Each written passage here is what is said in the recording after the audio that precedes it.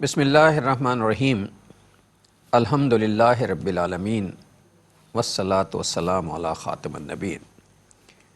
ناظرین محترم، السلام علیکم ورحمۃ اللہ وبرکاتہ۔ پروگرام سیرت النبی صلی اللہ علیہ وآلہ وسلم کے ساتھ آپ کا میزبان ڈاکٹر محمود غزنوی حاضر ہے، اور میرے ساتھ تشریف فرما ہیں جناب شجاع الدین شیخ صاحب۔ شجاع الدین شیخ صاحب ہمارے ساتھ برسوں سے یہ پروگرام کر رہے ہیں، اور سیرت کے حوالے سے جو ایک سلسلہ جاری و ساری ہے، اس میں 400 پونے 500 پروگرام کم و بیش آپ کی نظر کر چکے ہیں۔ ایک پورا سلسلہ ہے، اور اس کا بنیادی مقصد یہ ہے کہ جب قرآن نے اس بات پہ پابند کر دیا ہے کہ ہمارے لیے سیرت زندگی کے لیے نمونہ ہے رسول اللہ صلی اللہ علیہ وسلم کی، تو سیرت کو سمجھنا اور اسے پڑھنا اور اس کے امپلیمنٹیشن کے یعنی اس کے اطلاق کے معاملات پر غور کرنا بہت ضروری ہے۔ اس پروگرام کا بنیادی مقصد صرف یہی ہے۔ تو یہ اصل میں رویہ ہمارا ایسا ہے کہ جس کی وجہ سے معاملات جو ہیں بگڑ جاتے ہیں۔ ہم کہتے ہیں بھائی وہ تو رسول اللہ ہیں، ان تک کون پہنچ سکتا ہے، ان کی کون مثال بن سکتا ہے، ان کی باتوں جیسا کیسے ہو سکتا ہے۔ تو قرآن تو کہتا ہے کہ رسول اللہ کی سیرت تمہارے لیے نمونہ ہے، تو جیسے وہ کرتے تھے ویسے تم کرو۔ تو اس حوالے سے سیرت کا پروگرام کرنا زیادہ ضروری تھا۔ اب سیرت پہ جو باتیں ہو رہی تھیں اس میں تعلق باللہ کے حوالے سے تعلق باللہ پہ بھی ہم نے عبادات پہ بات کی، اس کے بعد ذکر پہ بات کی، اس کے بعد دوسرے معاملات پر بات ہو کے پھر جو ہے حقوق اللہ اور حقوق العباد پہ بات آئی، تو حقوق العباد پر بات چل گئی۔ تو یہ خدمت خلق والا معاملہ تھا، اس پر بات ہوئی۔ پچھلا پروگرام جو ہوا وہ قرض حسنہ وغیرہ کے حوالے سے ہوا تھا کہ جو قرض حسنہ دیتے ہیں جو لوگوں کو وغیرہ وغیرہ۔ تو میں شجاع صاحب سے چاہوں گا پچھلے پروگرام کا ریکیپ ہو جائے، تو پھر انشاءاللہ اگلی طرف چلتے ہیں۔ کوشش کریں گے کہ اس ایک ایپیسوڈ میں اگر ممکن ہوا تو یہ معاملہ خدمت خلق والا موضوع جو ہے ہم اختتام کو پہنچا دیں، پھر ہم اگلے موضوع پہ تعلق باللہ کے اگلے موضوع کی طرف چلیں گے۔ السلام علیکم۔ وعلیکم السلام ورحمۃ اللہ وبرکاتہ۔ کیسے مزاج؟ الحمدللہ، آپ خیریت سے ڈاکٹر صاحب؟ الحمدللہ، اللہ کا شکر ہے۔ ہمیشہ میں یہ وعدہ کرتا ہوں کہ ممکن ہے کہ اس ایپیسوڈ میں یہ معاملہ ختم ہو جائے، لیکن مسئلہ ہے کہ اگلی مرتبہ جا کے کتابیں دیکھی جائیں تو پھر 1 درجن چیزیں اور سامنے آ جاتی ہیں بات کرنے کی۔ بسم اللہ الرحمن الرحیم، اللہم صلی علی محمد وعلی آل محمد وبارک وسلم۔ رب اشرح لی صدری ویسر لی امری واحلل عقدۃ من لسانی یفقہوا قولی واجعل لی وزیرا من اہلی، آمین یا رب العالمین۔ گزشتہ نشست میں قرض حسن پر اور انفاق پر تفصیلی کلام ہوا۔ جہاں تک انفاق پر بات ہے تو اس میں ہم نے 2 بڑی مدات کا ذکر کیا تھا، ایک کو صدقہ کہتے ہیں، ایک کو قرض حسن کہتے ہیں۔ صدقہ وہ مال ہے جو اکثر و بیشتر بندوں کی حاجات پر خرچ ہوتا ہے، جس کی فرض شکل زکوٰۃ ہے، اور زکوٰۃ کے علاوہ بھی راہ خدا میں خرچ کرنا چاہیے۔ چنانچہ ہم نے تفصیل سے بات بھی کی، اور آپ نے سورۃ البقرہ کی آیت نمبر 177 کا حوالہ دیا، اور میں نے اس میں مزید یہ گفتگو پیش کرنا چاہیے کہ اس آیت کا حوالہ نبی اکرم صلی اللہ علیہ وسلم نے عطا فرما کر ایک حدیث مبارک ہمارے سامنے رکھی کہ ان فی المال لحق سوی الزکاۃ، بے شک مال میں زکوٰۃ کے علاوہ بھی حصہ مقرر ہے۔ تو یہ ترغیب بھی دلانے کی کوشش کی گئی کہ زکوٰۃ کافی نہیں، اس سے آگے بڑھ کر بھی راہ خدا میں مال خرچ کرنا چاہیے۔ اور جو انفاق کی دوسری بڑی مد ہے وہ ہے قرض حسن۔ قرآن حکیم جو قرض حسن کا ہم سے تقاضا کرتا ہے وہ اکثر و بیشتر مال کا وہ خرچ ہے جو اللہ تعالیٰ کے دین کی دعوت، نشر و اشاعت، اس کی اقامت، اس کے غلبے کی جد و جہد کے لیے خرچ کیا جائے۔ اور یہ بھی مسلمانوں پر ایک ذمہ داری عائد ہوتی ہے کہ اللہ کے دین کی دعوت کے لیے اور اس کے نفاذ کی جد و جہد میں شریک بھی ہوں، جان کو بھی لگائیں، وقت کو بھی لگائیں، صلاحیتیں بھی کھپائیں، اور اپنے مال کو بھی اس میں خرچ کرنے کی کوشش کریں۔ اچھا، جب قرآن قرض حسن کہتا ہے تو اس میں بڑا خوبصورت پہلو ایک تو یہ ہے کہ قرض وہ رقم ہے جس کا لوٹایا جانا لازم ہوتا ہے، حالانکہ ہمیں جو اللہ نے عطا فرمایا مدت کا تعین نہیں ہے، مدت کا تعین سہولت کے مطابق۔ جی اچھا، ہاں وہ تو ہمارے معاملات ہیں، انسانی معاملات جو رب کائنات کا معاملہ ہے وہ دنیا میں بھی دیتا ہے اور آخرت میں بھی عطا فرمائے گا، اس پر بھی ہم نے کلام کیا تھا، بات کرتے ہیں انشاءاللہ۔ تو قرض کا لفظ اللہ نے استعمال کر کے یوں ہمیں ترغیب دلائی ہے کہ تم جو میری راہ میں خرچ کرو گے میں ضرور اس کو عطا کروں گا بدلے کے طور پر، اجر کے طور پر، جو کہ اصل میں اللہ کا فضل ہوگا۔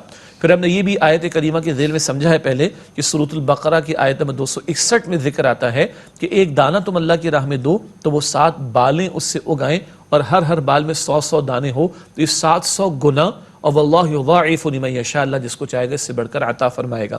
پھر مجھے یاد ہے کسی پروگرام میں ہم نے یہ بھی گزارش کی تھی ناظرین کرام سے کہ سورہ بقرہ کا رکوع نمبر 36 اور 37، سورہ البقرہ رکوع نمبر 36 اور 37 انفاق فی سبیل اللہ کے موضوع پر بڑا قیمتی مقام قرآن حکیم کا، اس کا ترجمہ، تشریح و تفسیر ہمیں مطالعے میں لانا چاہیے، اس کو سننا چاہیے، سمجھنا چاہیے۔ اچھا، حسن سے مراد کیا ہے؟ وہ جو اخلاص کے ساتھ ہو اور حلال میں سے ہو۔ تو اخلاص نیت کے بغیر تو عمل قبول نہیں ہوتا۔ انما الاعمال بالنیات، سارے اعمال، خیر کے کام، نیکی، ان کی قبولیت کا دار و مدار نیتوں پر ہے۔ تو ذکر یہ کیا تھا ہم نے کہ حسن سے ایک مراد ہے کہ اخلاص کے ساتھ پیش کیا جائے، اور حسن سے دوسری مراد ہے عمدہ پیش کیا جائے، حلال میں سے خرچ کیا جائے، حرام میں سے خرچ نہ کیا جائے۔ یہ وہ قرض حسن ہے جو قرآن ہم سے تقاضا کرتا ہے، جو اللہ کے کلمے کی، اس کے دین کی سربلندی کے لیے عام طور پر مال پیش کیا جائے۔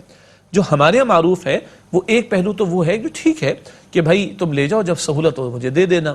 یہ کبھی اسٹوڈنٹس کے لیے بعض بینک سے سلسلہ شروع کیا حکومت کی رہنمائی، حکومت کی ہدایت کے مطابق کہ 25,000 لے دو، 25,000 ہی واپس کرنا، یہاں تک تو بات ٹھیک ہے۔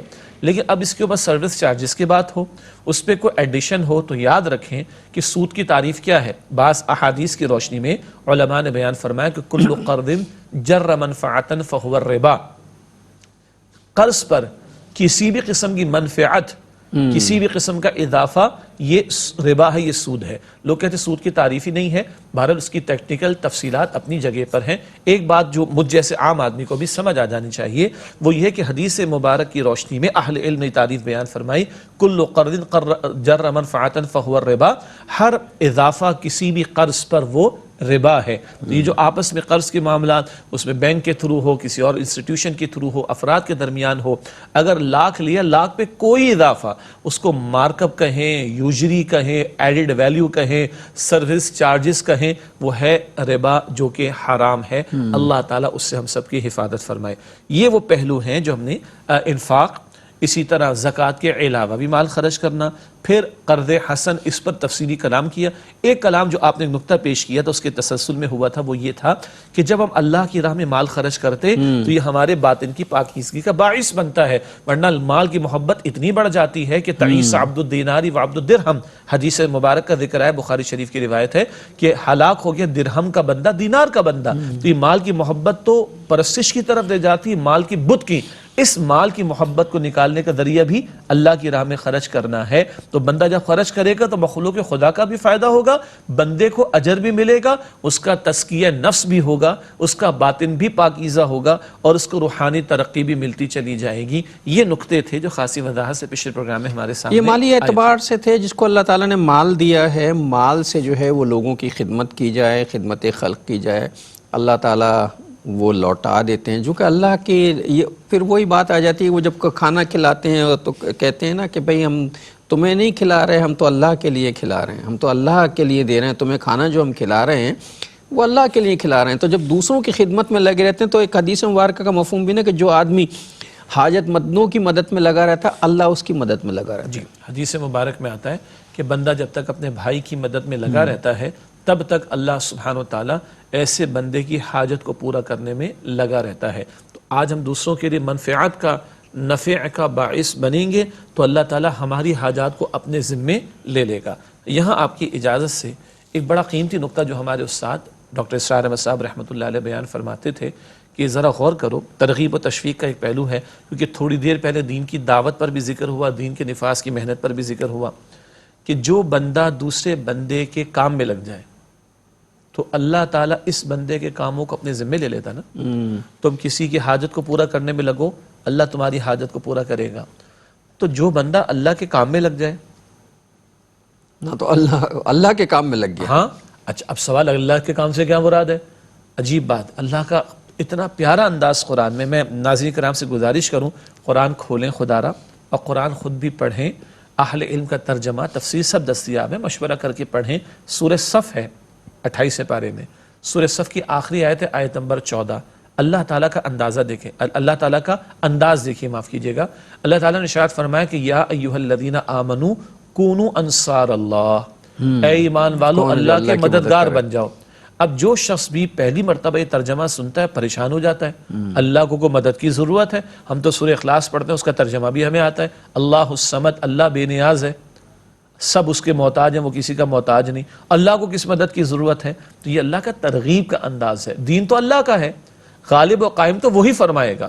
لیکن عالم ظاہر اور عالم اسباب میں یہ مدد کرنا، محنت کرنا ایمان والوں کے ذمے. تو جو اللہ کے دین کی محنت میں لگتا ہے، اللہ کہتا ہے تو میرا مددگار ہے. یہ اس کی شان کریمی، وہ کہہ سکتا ہے، بندے کی کوئی حیثیت کوئی اوقات نہیں. اللہ ترغیب دلاتا ہے. تو اگر حدیث شریف میں یہ بات آئی کہ جو دوسرے کی حاجت اور دوسرے کے کام میں لگ جائے، اللہ تعالیٰ اس کے حاجت کو پورا کرے گا. وہ جو اللہ کے کام میں لگا ہو، اللہ کے دین کی محنت میں لگا ہو، اس کی پشت پناہی کا عالم کیا ہوگا جو اللہ تعالیٰ فرمائے گا، اس کے لیے نصرت کا معاملہ کیا ہوگا جو اللہ تعالیٰ فرمائے گا. اور یہ بات ہم کئی نشستوں میں سمجھتے ہوئے آئے ہیں کہ مخلوق خدا کی خدمت کے دو بنیادی پہلو ہیں. ایک ان کی جسم کی خدمت کا معاملہ، ایک ان کی روح کی خدمت کا معاملہ. ایک ان کی دنیا کو حاجت پوری کرنے کی کوشش کرنا، اور ایک ان کی آخرت کی حاجات کو پورا کرنے کی کوشش کرنا، جس کا تعلق دین کی دعوت کے کام سے اور دین کے نفاذ کی جد و جہد سے ہے. یہ پائیدار خدمت خلق ہے جو بار بار ہم نے ذکر کیا، جو نبی مکرم صلی اللہ علیہ وسلم نے کی ہے. اور اللہ تعالیٰ مختلف پیرایوں میں ترغیب و تشویق دلا کر ہمیں اس کی طرف متوجہ فرماتا ہے. خدمت خلق انسان کی یا فرد کی بہترین تربیت کا ذریعہ ہے. اس لیے کہ اس کی ذہنی تربیت بھی ہوتی ہے، اس کی جسمانی تربیت بھی ہوتی ہے، اس کی فکری تربیت بھی ہوتی ہے. اور جو چیز سب سے زیادہ اہم ہے وہ یہ کہ اس کے اندر سے جو ہوس ہے اس کا مادہ کمزور پڑ جاتا ہے. چونکہ اصل فساد کی جڑ جو ہوس ہے، حل میں مزید، حل میں یہ بھی میرا ہے، یہ بھی میرا ہے، یہ بھی میرا ہے. لیکن جب وہ دے رہا ہوتا ہے تو پھر یہ جو میرا ہے یہ میرا نہیں ہے، یہ اس کا ہے، اس کے نام پہ میں دے رہا ہوں. تو جو ہوس ہے یہ ختم ہوتی ہے تو بہترین تربیت انسان کی اس حوالے سے ہوتی ہے. بے شک. اور دیکھیے جب انسان اس کام میں لگتا ہے نا، تبھی اس کو اطمینان قلب بھی ملتا ہے. ہر انسان کے اندر، کیونکہ روح تو موجود ہے اور اس روح کی تسکین کا سامان ضروری ہے انسان کے لیے، ورنہ انسان حیوانی سطح پر اتر آئے گا اور بدترین ہو جائے گا. تو اس روح کی تسکین کا بھی سامان یہ خدمت خلق کے جذبے کے تحت ہو سکتا ہے. اور دین تو اس پر اجر و ثواب بیان کرتا ہے، آخرت کی فوز و فلاح بیان کرتا ہے. اور یہ خالق کائنات نے ہمیں توجہ دلائی. جیسے گزشتہ نشستوں میں آپ نے قرآن کریم کی چند آیات کا بھی حوالہ دیا کہ کس طرح اللہ تعالیٰ قرآن حکیم میں ہمیں خدمت خلق کے مختلف گوشوں، پہلوؤں اور اعمال کی طرف متوجہ کرتا ہے. یہ تو خالق کی ہدایت ہے. اور اللہ اپنے بارے میں فرماتا ہے کہ الا یعلم من خلق، کیا وہی نہ جانے گا جس نے پیدا فرمایا؟ تو جس رب نے پیدا فرمایا وہ خوب جانتا ہے اور بتاتا ہے کہ یہ کرو گے تو تمہاری روحانی ترقی ہوگی، تمہیں اصل میں اطمینان اور فوز اور فلاح اور کامیابی میسر آئے گی. اور صرف یہ قرآن میں بیان ہی نہیں ہوا کہ ہم قرآن میں بیان ہو گیا صاحب، چونکہ یہ تو قرآنی آیات ہیں، ان کو کیسے فالو کیا جائے گا. رسول اللہ نے یہ سب کچھ کر کے دکھایا. اور رسول اللہ نے جو ٹیم تیار کی تھی، جسے ہم جماعت کہتے ہیں، رسول اللہ کی جو جماعت ہے، اللہ کے رسول کی جو جماعت ہے، اس جماعت نے اس پر 100% عمل کر کے دکھایا اور دنیا نے اس کے نتائج دیکھے بھی ہیں. چنانچہ خدمت خلق کا آغاز جو ہے وہ انبیاء کرام سے ہوا. رسول اللہ صلی اللہ علیہ وسلم اس کی تکمیل کا باعث بنے، اور پھر صحابہ کرام نے ساری دنیا میں اس کے ثمرات جو ہیں وہ پھیلا کر دکھائے ہیں اور یہ ثابت کیا ہے کہ یہ قابل عمل ہے. ہم لوگ کہتے ہیں نا رسول اللہ کی باتیں ہمارے بس کی کہاں ہوں گی، ہم کیسے کریں گے. نہ صرف یہ ثابت کیا کہ یہ قابل عمل بات ہے، بلکہ آج ایک تصور جو گھڑ دیا گیا نا کہ humanity is the best religion, سب سے بہترین مذہب تو انسانیت ہے. انا للہ، انسانیت تو کوئی مذہب ہے ہی نہیں کائنات میں. انسانیت یہ مذہب کہاں سے آ گیا؟ اصل بات یہ ہے کہ اللہ کا دین، دین اسلام دین کامل ہے اور دین فطرت ہے، اور وہ خالق کا عطا کردہ ہے. اس پر عمل ہوگا تو انسانیت کو فلاح میسر آئے گی، انسانیت کو دنیا میں بھی نفع ہوگا، اور اصل تو فلاح آخرت کے اعتبار سے ہے. آج ہم اس کو ہی مس کر رہے ہیں. تو نبی اکرم علیہ السلام اور آپ کے پیارے صحابہ کرام نے انفرادی سطح پر بہترین مثالیں قائم کی اور ایک اجتماعی نظام انسانیت کو عطا کیا. پھر افراد بھی کفالت کرتے تھے، بھائی زکوٰۃ ہے تو اپنے قریب رشتہ داروں کو پہلے دیکھ لو اینڈ سو آن جو مستحق ہوں. اور نظام کیا دیکھتا ہے؟ بیت المال سے کفالت کا معاملہ ہوگا، حتیٰ کہ یہودی بھی اس کو بھی روکا جا رہا ہے کہ تو بھیک نہ مانگ، بیت المال کے ذریعے تیری مدد کا اہتمام کیا جائے گا. یہ آل انکلوسیو خدمت خلق کا تصور نبی اکرم علیہ السلام نے عطا کیا. اور آج ہمیں سبق سکھائے جا رہے کہ humanity is the best religion. تو یہ دین اسلام کے خلاف فکری سطح پر بہت بڑی سازش ہے اصل میں. ناظرین یہ ایک موضوع ہے بہرحال جس پہ بات ہونی چاہیے، لیکن ایک وقفے کا معاملہ ہے. انشاءاللہ وقفے کے بعد آ کے بات کرتے ہیں۔ السلام علیکم ورحمۃ اللہ وبرکاتہ، ویلکم بیک ناظرین۔ وقفے کے بعد پروگرام سیرت النبی صلی اللہ علیہ وآلہ وسلم میں آپ کا خیر مقدم ہے۔ ابھی وقفے سے پہلے بات ہو رہی تھی کہ دنیا میں ایک نیا نعرہ جو ہے انسانیت بہترین مذہب ہے، انسانیت بہترین ریلیجن ہے۔ قرآن نے تو کچھ اور کہا ہے۔ قرآن نے جو ہے اسلام کو بہترین دین اور اپنی نعمتوں کا اتمام قرار دیا ہے۔ الیوم اکملت لکم دینکم واتممت علیکم نعمتی وردت لکم الاسلام دینا، کہ اللہ نے بہترین دین کے طور پر اسلام کو پسند کیا ہے۔ تو اللہ اسلام پسند کر رہا ہے، آپ انسانیت کو پسند کر رہے ہیں۔ انسانیت تو کوئی مذہب ہے نہیں، یہ تو ظاہر ہے کہ اللہ کے مد مقابل آ کر ایک ایسی جرت کرنا ہے کہ جس پہ اللہ کو جتنا غضب نہ آئے کم ہے۔ جی، آپ نے جو آیت تلاوت فرمائی ہے، میں چاہتا ہوں 2 آیتیں اور ہمارے سامنے رہیں۔ سورہ آل عمران کی آیت نمبر 19 ہے، ان الدین عند اللہ عند اللہ الاسلام، دین اللہ کے فقط اسلام ہی صرف قابل اسلام قبول ہے۔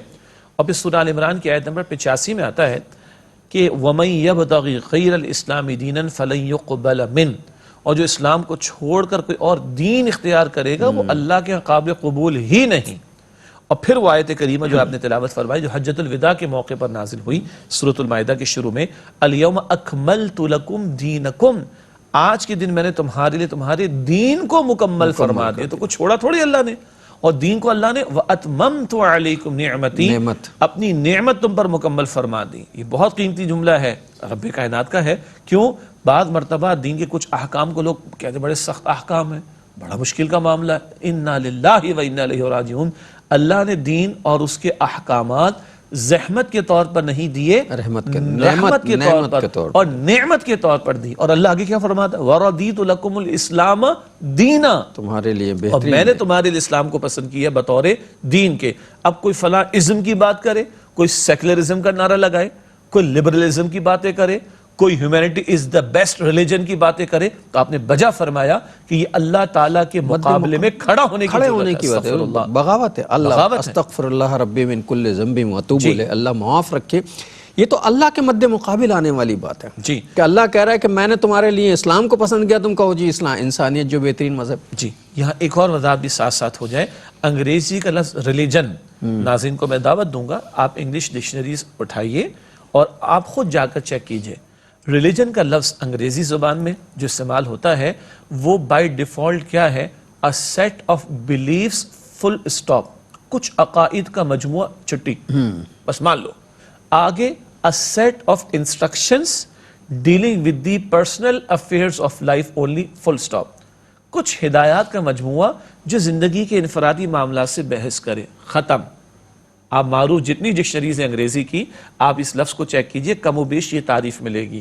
تو کچھ عقائد کا فقط مجموعہ یا زندگی کے انفرادی معاملات کے لیے رہنمائی کی کچھ ہدایات، that's it۔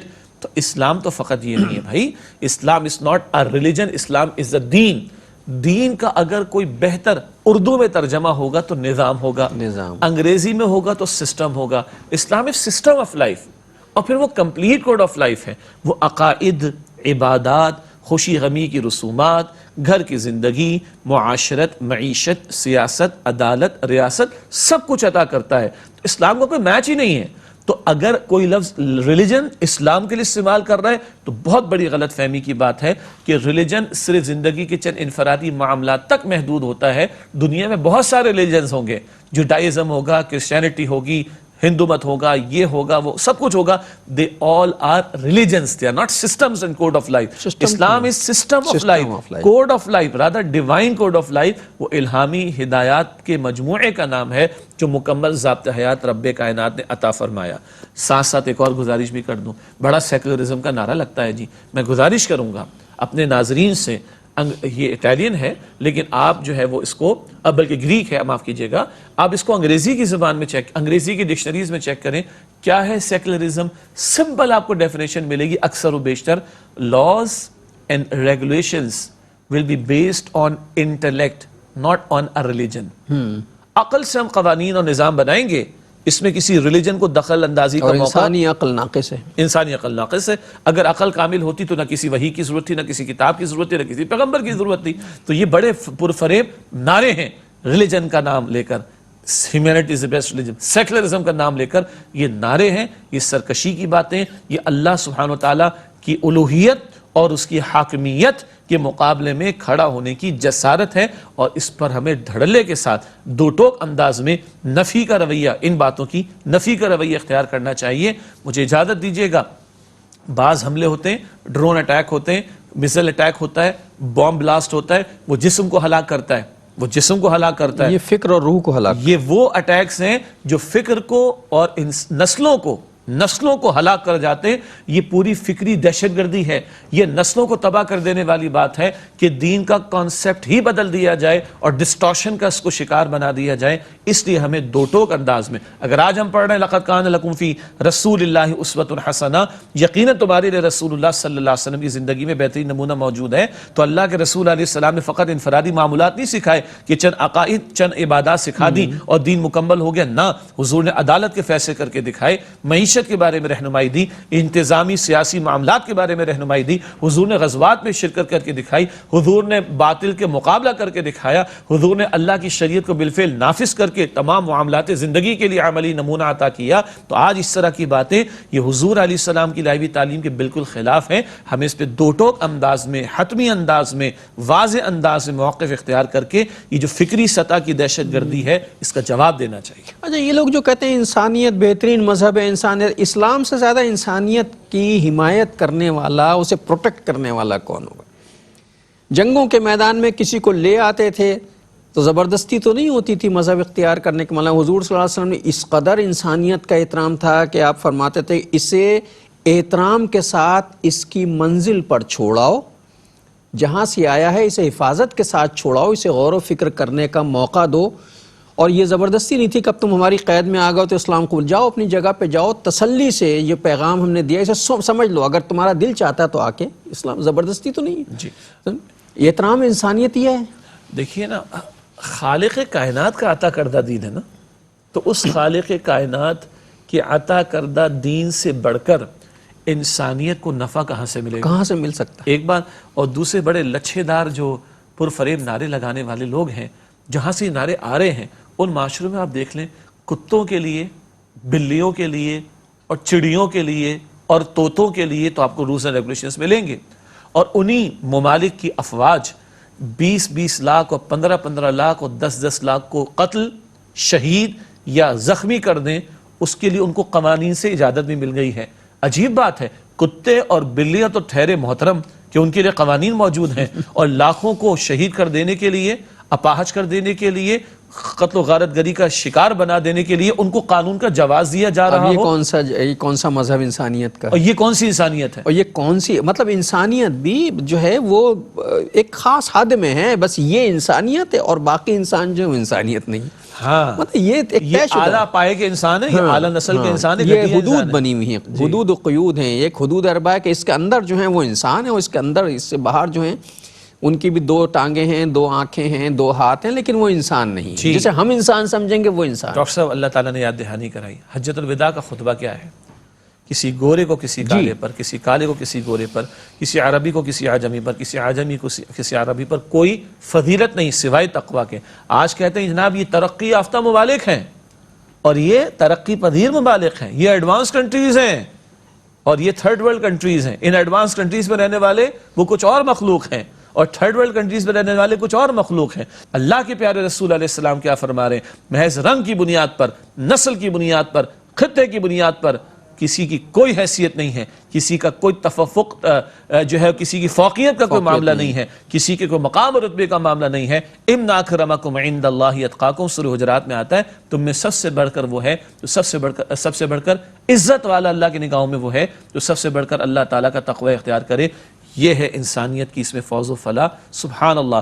سیدنا بلال آتے ہوں تو یہ الفاظ کس کے ہیں؟ سیدنا عمر کے رضی اللہ تعالی عنہ۔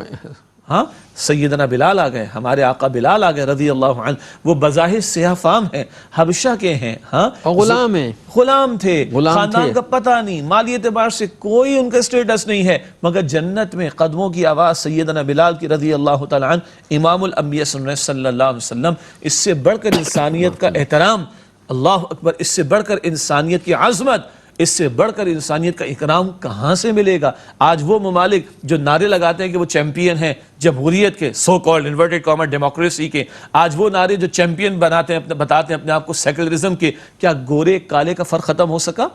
آج بھی وہاں ڈسکرمنیشن نہیں ہے، آج بھی وہاں تذلیل نہیں کی جاتی کیونکہ تو کالی چمڑی والا ہے؟ کیا آج وہاں پر فرق کر دینے والے قوانین نافذ نہیں ہیں؟ آج بھی یہ اونچی ذات کا، یہ نیچی ذات کا، تو اوپر والا، تو نیچی ذات والا، ہم اوپر والی ذات کے ساتھ بیٹھ بھی نہیں سکتا، ہمارے گلاس کو ٹچ بھی نہیں کر سکتا، ہماری محفل میں آ بھی نہیں سکتا، حد یہ کہ نچلی ذات والا وہ تو ہماری مذہبی کتاب پڑھ بھی نہیں سکتا۔ انا للہ و انا الیہ راجعون۔ اور دعوے ہیں مذہبی گروپ میں بٹا ہوا، اور دعوے ہیں کہ ہم چیمپئن ہیں ڈیموکریسی کے، دعوے ہم چیمپئن ہیں سیکولرزم کے، اور یہ بدترین انسانیت سوز اور انسانیت کو تباہ کر دینے والے اقدامات وہاں پر ہیں۔ تب حجت الوداع کا خطبہ قیامت تک کے لیے اس کی رہنمائی ہمیں ملے گی۔ نہیں، گورے کو کالے پر، کالے کو گورے پر، عربی کو عجمی پر، عجمی کو عربی پر کوئی فضیلت نہیں سوائے تقویٰ کے۔ یہ ساری انسانیت کی خدمت نہیں تو اور کیا ہے؟ بھلائی نہیں تو اور کیا ہے؟ انسان کو تم نے تقسیم کر رکھا ہے رنگوں کی بنیاد پر، نسلوں کی بنیاد پر، اقوام کی بنیاد پر، اس کی کوئی حیثیت نہیں۔ عزت اگر ہے تو تقویٰ کی بنیاد پر ہے۔ ناظرین یہ جو باتیں اس تناظر میں عالمی احوال جو ہیں ہمارے، اس کے تناظر میں یہ جو بات ہو رہی ہے، اس کا مطلب قطعی یہ نہیں ہے کہ ہم اپنے موضوع سے بھٹکے ہوئے۔ اصل میں سیرت کا پیغام جو ہے صرف مسلمانوں کے لیے نہیں ہے، انسانیت کے لیے ہے، اور وہ جو انسانیت کے چیمپئن ہیں جو اس میں ہم بھی شامل ہو سکتے ہیں، یہ ان سب کے لیے بھی ہے۔ اس لیے ان باتوں کا ہونا بہت ضروری۔ ایک وقفہ لیتے ہیں پھر آ کے بات کریں گے۔ السلام علیکم ورحمۃ اللہ وبرکاتہ۔ ویلکم بیک ناظرین، وقفے کے بعد پروگرام سیرت النبی صلی اللہ علیہ وآلہ وسلم میں آپ کا خیر مقدم ہے۔ بات انسانیت کی ہو رہی تھی، اور چلتے وقت میں نے وقفے سے پہلے جو ہے یہ جملے کہے تھے کہ یہ جو گفتگو ہو رہی ہے اس کا قطعی مطلب یہ نہ لیا جائے کہ ہم کوئی عالمی خدا نخواستہ سیاست، اس کا سیاست سے کوئی معاشرت سے تعلق ہے، تہذیب سے تعلق ہے، انسانیت سے تعلق ہے۔ اور اسلام چونکہ دین اسلام ہے، دین فطرت ہے، انسانیت کے لیے بھیجا گیا ہے، اللہ کی نعمتوں کا اتمام جو ہے وہ دین کے نام پر ہوا ہے، اور اللہ نے بہترین دین کے طور پر اسلام کو پسند کیا ہے۔ تو یہ صرف مسلمانوں کے لیے نہیں ہے، یہ انسانیت کے لیے ہے۔ تو جو لوگ انسانیت کی بات کرتے ہیں ان تک اس پیغام کا پہنچنا بھی ضروری ہے۔ ہمیں کوشش کرنی چاہیے اپنی سی کہ ہم چونکہ بات یہی ہو رہی تھی کہ خدمت خلق تو بہترین بھائی یہی ہے کہ مالی امداد تو کسی کی کر دو، وہ تو کھائے گا، ہاتھ صاف کرے گا، چھوڑ دے گا، ایک وقت پیٹ بھر جائے گا، ایک جوڑا کپڑا پہن لے گا، دے دو گے تو کل خراب ہو جائے گا، پھٹ جائے گا۔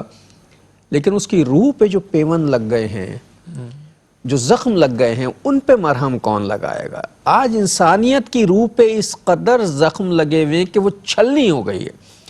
اصل خدمت یہ ہے کہ ان زخموں پہ مرہم رکھا جائے۔ وہ مرہم جو ہے وہ اسی طرح رکھا جا سکتا ہے کہ انہیں صحیح راستہ بتانے کی کوشش کی جائے اپنی سی۔ اور اللہ کے پیارے پیغمبر صلی اللہ علیہ وسلم نے اس کی بڑی ترغیب و تشویق دلائی۔ کبھی آپ نے فرمایا صلی اللہ علیہ وسلم کہ اے علی، اگر تمہاری وجہ سے ایک شخص رائے ہدایت پر آ جائے تو یہ تمہارے لیے 100 سرخ اونٹوں سے زیادہ قیمتی بات ہے۔ اب سرخ اونٹ اس زمانے کی بہت قیمتی سواری۔ آج کی جو بھی مہنگی ترین گاڑیاں ہمارے ذہنوں میں آ سکتی ہیں، ہم کسی برانڈ کی مارکیٹنگ تو نہیں کرنے بیٹھے جی، تو آج کی کوئی مہنگی ترین سواری جو ہمارے ذہن میں آ سکتی ہے وہ اس زمانے میں سرخ اونٹ تھا۔ ایک نہیں، 10 نہیں، اے علی 100 اونٹوں سے زیادہ بہتر ہے تمہارے لیے کہ تمہاری وجہ سے ایک شخص ہدایت کی راہ پر آ جائے۔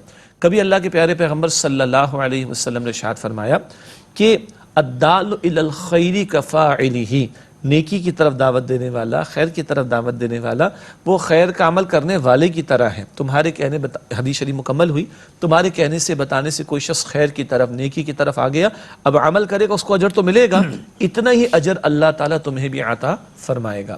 اور سبحان اللہ، ایک بڑی پیاری دعا حضور نے عطا فرمائی۔ دیکھیں ہم تو کہتے ہیں نا ماں کی دعا جنت کی ہوا، یہ بات پہلے بھی شاید کبھی ذکر میں ہو، سلوگن بنا لیا نا جی، اچھی بات ہے۔ اللہ تعالیٰ ہماری ماؤں کا سایہ ہم پر قائم رکھے، اور جن کی مائیں چلی گئی ہیں اللہ تعالیٰ ان کے درجات بلند فرمائے اور ہمیں ان کے لیے صدقہ جاریہ بنائے۔ لیکن بہرحال ہماری ہزاروں مائیں حضور کی حرمت پر قربان صلی اللہ علیہ وآلہ وسلم، اللہ تعالیٰ یہ محبت ہمیں اور عطا فرمائے۔ اب سنیے ڈاکٹر صاحب، ماں کی دعا ہم کہتے ہیں جنت کی ہوا، میں اگر کہوں رسول اللہ کی دعا صلی اللہ علیہ وسلم تو آج تک اگلا جملہ مجھے نہیں مل سکتا۔ نہیں، ممکن نہیں نا، ہم نے کہا ماں کی دعا جنت کی ہوا، رسول اللہ کی دعا کا کیا وہ ہو سکتا ہے؟ اچھا، اب اگلی بات، ایک تو حضور جب موجود تھے اگر ہم ہوتے تو دعا کراتے، اب وہ موقع تو نہیں ملا نا، لیکن حضور نے ایک دعا عطا فرمائی ہے. میں آپ ہمارے ناظرین ہم چاہیں تو اس دعا کا مصداق بننے کی کوشش کر سکتے ہیں. کیا بھلا؟ حدیث میں آتا ہے، ترمذی شریف کی روایت ہے، آپ صلی اللہ علیہ وآلہ وسلم نے ارشاد فرمایا، اللہ اس بندے کو تر و تازہ رکھے، نضر اللہ، سرسبز و شاداب رکھے. ہم پنجابی میں کہتے ہیں نا حیاتی دے، ہم کہتے ہیں نا جیتا رہے، تو یہ ترجمانی ہوگی. تو حضور علیہ السلام نے فرمایا کہ اللہ اس بندے کو سرسبز و شاداب رکھے جو مجھ سے کوئی بات سنے اور ایسے ہی دوسروں کو پہنچا دے، بیچ میں کچھ نہ کرے. ہاں، جو سنے آگے پہنچائے، جو سنے آگے پہنچائے، جو سنے آگے پہنچائے. اندازہ کریں، میں ناظرین کرام سے گزارش کروں، اس کو دل کے کانوں سے سنیں. حضور علیہ السلام دعا عطا کر رہے ہیں کہ وہ بندہ خوش و خرم رہے، تر و تازہ رہے، جو مجھ سے کوئی بات سنے اور دوسروں تک پہنچائے. جس کو ہم دعوت دین کہتے ہیں، جس کو ہم تبلیغ دین کہتے ہیں، جس کو ہم وعظ و نصیحت کہتے ہیں، جس کو ہم امر بالمعروف نہی عن المنکر کہتے ہیں، جس کو ہم تعلیمات قرآن کو عام کرنا کہتے ہیں، جس کو ہم خیر کی بات کو دوسروں تک پہنچانا کہتے ہیں، یہ سارے عنوانات اسی بات کے ہیں کہ حضور علیہ السلام دعا دے رہے ہیں اللہ اسے خوش و خرم رکھے جو مجھ سے کوئی بات سنے اور ایسے ہی دوسروں کو پہنچا دے. تو جو بات آپ بیان فرما رہے تھے، ایک ہے پیٹ کی آگ کو بجھانے کی کوشش کرنا، کھلایا اچھی بات ہے، ثواب ہے، کام اچھا ہے، اور ایک اس کو جہنم کی آگ کا نوالا بننے سے بچانے کی کوشش کرنا. کئی مرتبہ ہم گفتگو کر چکے ہیں، یہ پائیدار خدمت خلق ہے، اور اس پر جو اجر و ثواب ہے اس کے لیے 3 احادیث مبارکہ، جن میں 2 میں ترغیب و تشویق اور ایک میں دعا کا ذکر آیا، میں نے چاہا کہ وہ بھی ہماری گفتگو میں بات آ جائے.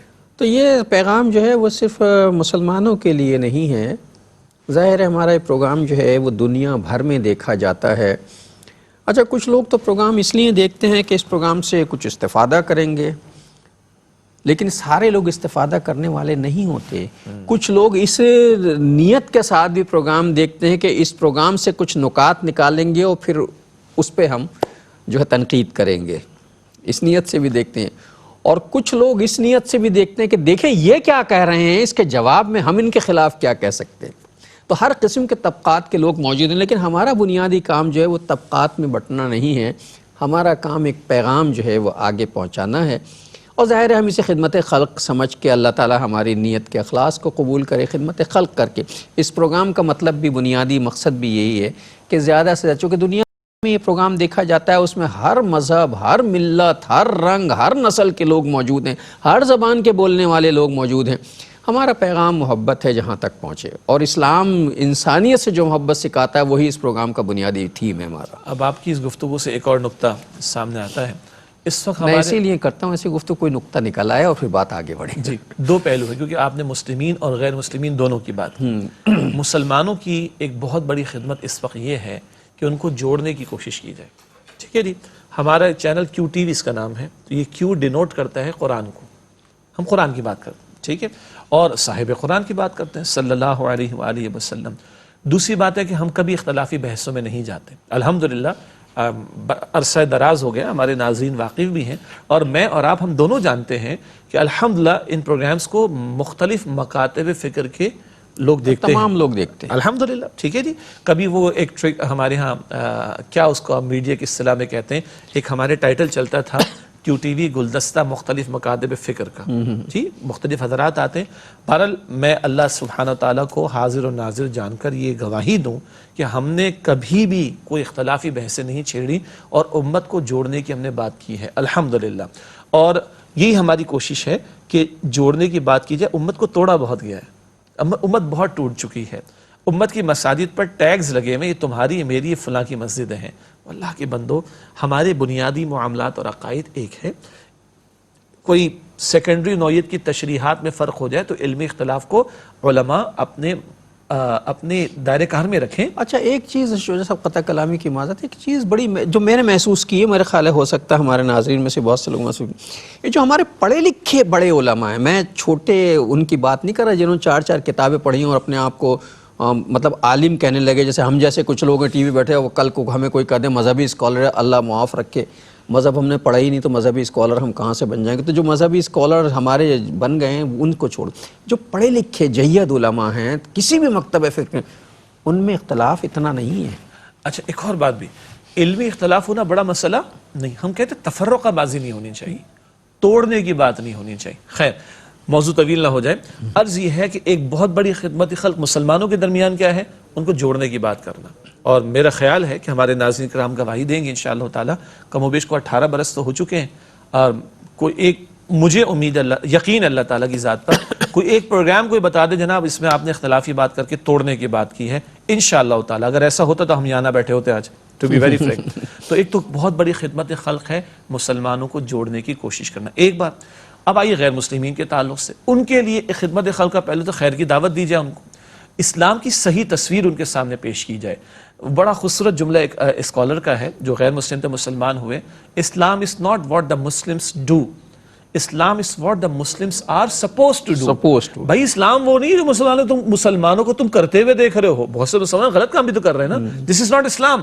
اسلام وہ ہے جو مسلمانوں کو کرنا چاہیے. تو ایک بہت بڑی خدمت یہ کہ ان تک صحیح اسلام پہنچایا جائے، اور صحیح اسلام کے لیے میں اوریجنل کی طرف جانا پڑے گا. وہ اللہ کی کتاب ہے اور پیغمبر علیہ السلام کی سیرت ہے اور تعلیم، یہ بنیاد ہے ہماری. اور اس کتاب و سنت کی تعلیم پر مبنی پہلا معاشرہ وہ صحابہ کرام کا رضی اللہ تعالی عنہ اجمعین. اور حضور نے فرمایا کہ میرا دور بہترین، خیر القرون قرنی ثم الذین یلونہم ثم الذین یلونہم، میرا دور پھر تابعین تبع تابعین. اس اوریجنل کی طرف ہم رجوع کر کے اگر صحیح دین انشاءاللہ پیش کریں گے تو وہ خدشات اور شبہات اور اعتراضات اور مسکنسیپشنز بھی دور ہوں گے، اور انشاءاللہ غیر مسلم بھی دین اسلام کی طرف راغب ہوں گے انشاءاللہ. تو ناظرین یہ بنیادی مقصد جو اس پروگرام کا ہے وہ ہم نے واضح بھی کر دیا، اور ظاہر ہے آپ محسوس بھی کرتے رہیں گے. اب اس کے ساتھ چونکہ ہمارے آج کے پروگرام کا وقت ختم ہو رہا ہے، تو انشاءاللہ اگلے پروگرام میں ہم یہ حقوق العباد والا چیپٹر جو ہے اس کو انشاءاللہ کلوز کریں گے. میں شجاع صاحب سے چاہوں گا کہ آج کی حدیث ہدیہ کر دیں. اللہ کے پیارے رسول صلی اللہ علیہ وآلہ وسلم نے ارشاد فرمایا، مشہور روایت ہے، خیرکم من تعلم القرآن وعلمہ، بخاری شریف کی حدیث ہے، تم میں سے بہترین لوگ وہ ہیں جو قرآن کریم سیکھیں اور دوسروں کو سکھائیں. حدیث شریف مکمل ہوئی. اللہ تعالیٰ مجھے آپ کو ہم سب کو اس کا مصداق بننے کی توفیق عطا فرمائے. آمین یا رب العالمین. اور ناظرین محترم اسی حدیث مبارکہ کے ساتھ ہمارے آج کے پروگرام کا وقت ختم ہوا. جناب شجاع الدین شیخ اور اپنے میزبان ڈاکٹر محمود غزنوی کو اگلے پروگرام کے لیے اجازت دیجیے. اللہ نگہبان، والسلام علیکم ورحمۃ اللہ وبرکاتہ.